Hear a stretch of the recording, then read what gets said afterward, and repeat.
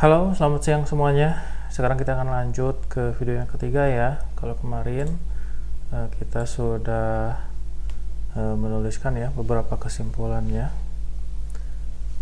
Mulai dari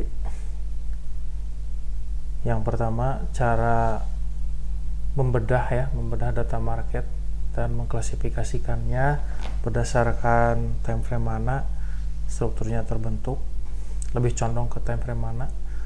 Terus yang kedua itu kemarin bagaimana menentukan sistem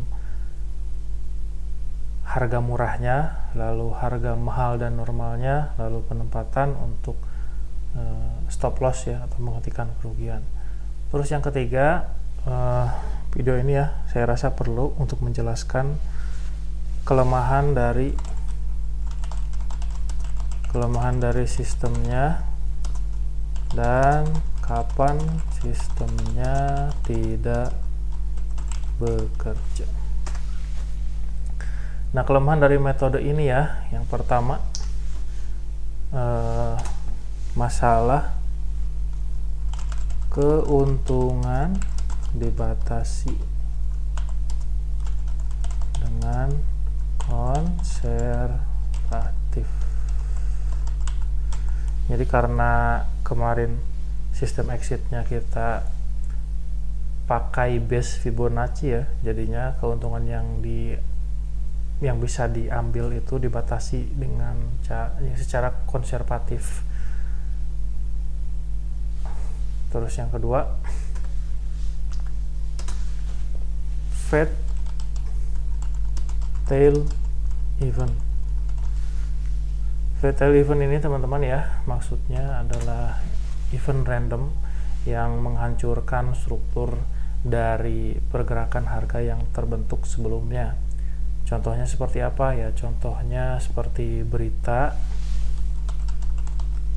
yang dirilis secara berkala yang bisa dicek di kalender ekonomi ya, tinggal di search aja di Google kalender ekonomi, ataupun berita-berita yang unexpected gitu. Jadi seperti tiba-tiba ada penyerangan atau apa yang tidak ada jadwalnya dan tidak tahu informasinya kan berjalan cepat ya, sedangkan kita ada batasan asimetris informasi. Nah, itu fatal event ketika terjadi berita dadakan ataupun berita terjadwal yang high impact gitu, yang bisa menghancurkan strukturnya. Terus keuntungan yang dibatasi secara konservatif. Terus yang ketiga adalah observator bias. Observator bias ini maksudnya bagaimana?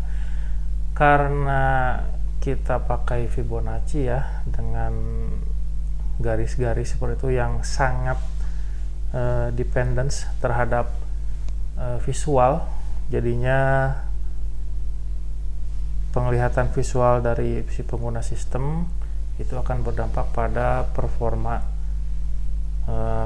penggunaan toolsnya ataupun penggunaan sistemnya. Ya bisa saja dirubah dengan ini ya, dengan indikator non visual gitu, dengan mengandalkan perhitungan. Cuman ya saya belum memformulasikan bagaimana sistemnya kalau misal tidak menggunakan dependensi dari visual.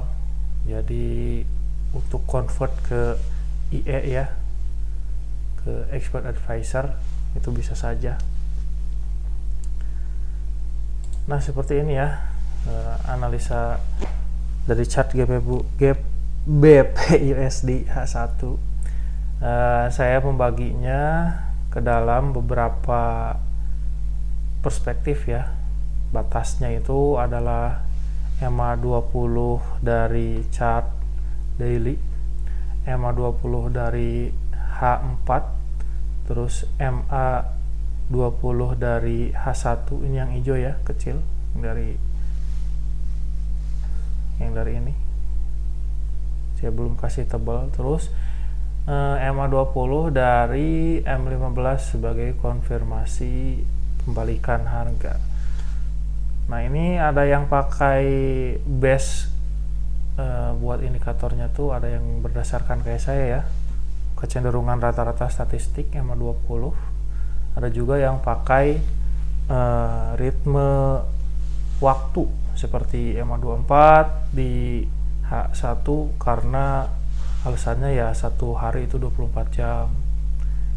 Terus satu minggu misalnya kalau dibagi 4 jam itu jadi berapa, ada yang seperti itu, dan itu sah-sah saja, tidak baku ya, karena memang data market itu sebetulnya subjektif, soalnya banyak kebenaran yang disebutnya kebenaran tidak absolut ya, dari beberapa sudut pandang sekaligus yang disatukan.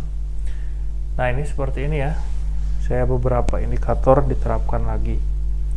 Ini selain moving average, ada Bollinger Bands. Bollinger Bands itu ya untuk menandai area distribusinya dari struktur yang dipakai. Terus satu lagi saya menambahkan ini nih,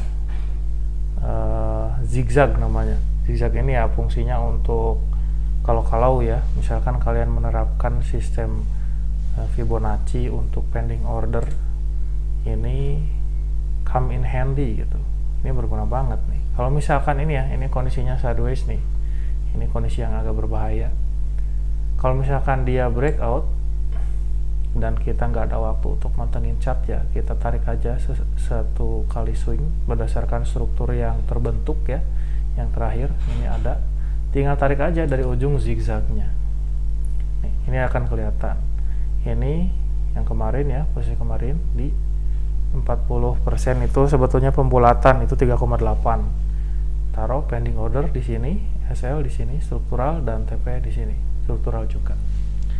Jadinya akan 1:1. Nah, seperti itu.